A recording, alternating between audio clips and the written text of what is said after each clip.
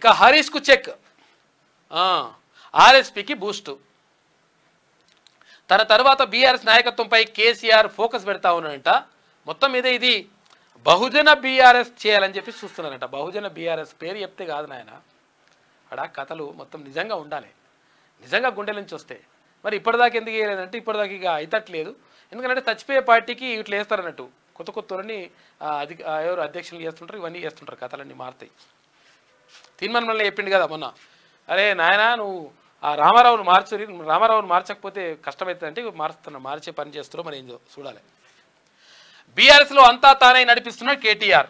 హరీష్ రావును దూరంగా పెట్టాలని కాక ఆలోచన. కేటీఆర్ తర్వాత ఆర్ఎస్పీకి ప్రియారిటీ ఇస్తున్న వైనం.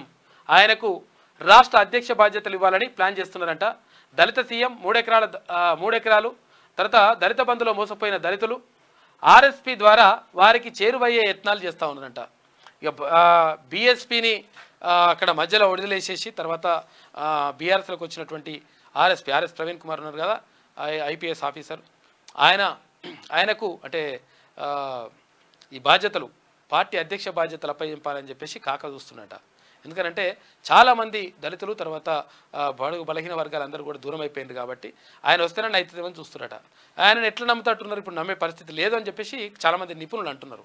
ఎందుకనంటే అక్కడ బీఎస్పీ ఉన్నప్పుడే నిజంగా కూడా ఆయన నమ్మిరు, చాలామంది నమ్మి తర్వాత పార్టీలో చేరినరు, తర్వాత కొంతవరకు చాలా మంది నడిచినరు. అట్లనే కొనసాగితే మరి మంచిగా ఉంటుండేమో. కాకపోతే అంటే మరి ఆయన తీసుకున్న నిర్ణయం ఎందుకు తీసుకుంటూ అర్థం కాలేదు, కానీ మధ్యలో ఎత్తేసిపోయిండు. ఇక ఇప్పుడైతే హరీష్ రావుకు చెక్ పెట్టాలని చెప్పి చూస్తున్నారంటే ఒక కథనం కనిపిస్తూ ఉంది శనార్థిలో. పార్టీ కష్టకాలంలో ఉన్న కేసీఆర్ మాత్రం కూటిల బుద్ధి పోనిచ్చుకోలేదు. తన తర్వాత బీఆర్ఎస్ నాయకత్వం కేటీఆర్ చేతుల్లోకి వెళ్ళేలా అప్పటి నుంచే రాజకీయాలు స్టార్ట్ చేసిండు.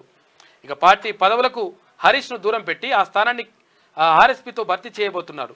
దళిత సీఎం, దళిత బంధు, 3 ఎకరాల భూమి హామీలకు మంగళం పాడడంతో దూరమైన దళితులను ఆర్ఎస్పీ ద్వారా మళ్ళీ బీఆర్ఎస్కు దగ్గర చేయడానికి వ్యూహరచన చేస్తున్నాడట. 1 షాట్ టు బర్డ్స్లా ఆర్ఎస్పీ నియామకం హరీష్కు ఎసరు తెచ్చేలా, తర్వాత బీఆర్ఎస్ను దళితులకు చేరువ చేసేలా ఉంది. 9.5 ఏళ్ల పాటు కేసీఆర్ నియంత పాలన చేయగా కేటీఆర్ షాడో ముఖ్యమంత్రిలా వ్యవహరించిండు. వారి పరిపాలన నచ్చని ప్రజలు మొన్నటి ఎన్నికల్లో బీఆర్ఎస్ను పాత్ర వేశారు. అయితే ఈ సమయంలో బీఆర్ఎస్కు పునర్వైభవం తేవడం ఎలా అని ఆలోచించవలసిన కేసీఆర్ కుళ్ళు రాజకీయం ప్రారంభించిండు. తన తర్వాత బీఆర్ఎస్ కేటీఆర్ వశం అయ్యేలా రాజకీయ అడుగులు వేస్తున్నాడు. ఇందులో భాగంగా పార్టీకి హరీష్ రావును దూరం చేసి బీఆర్ఎస్లో కేసీఆర్కు కేటీఆర్ఏ ప్రత్యామ్నాయం అనేలా చేస్తున్నాడు. గులాబీ అధినేత తాజా రాజకీయ ఎత్తుగడలో భాగంగానే బీఆర్ఎస్లో ఆర్ఎస్ ప్రవీణ్ కుమార్కు ప్రాధాన్యం పెరుగుతున్నట్టు తెలుస్తుంది. ఇందులో భాగంగానే కాంగ్రెస్ ప్రభుత్వంపై విమర్శలు చేయడానికి ఆర్ఎస్పీకి అవకాశం ఇస్తున్నట్లు సమాచారం. ఈ క్రమంలోనే కాంగ్రెస్ ప్రభుత్వంపై కేటీఆర్, హరీష్ రావు, ఇక ఆర్ఎస్ ప్రవీణ్ కుమార్ ఆరోపణలు చేస్తున్నారు.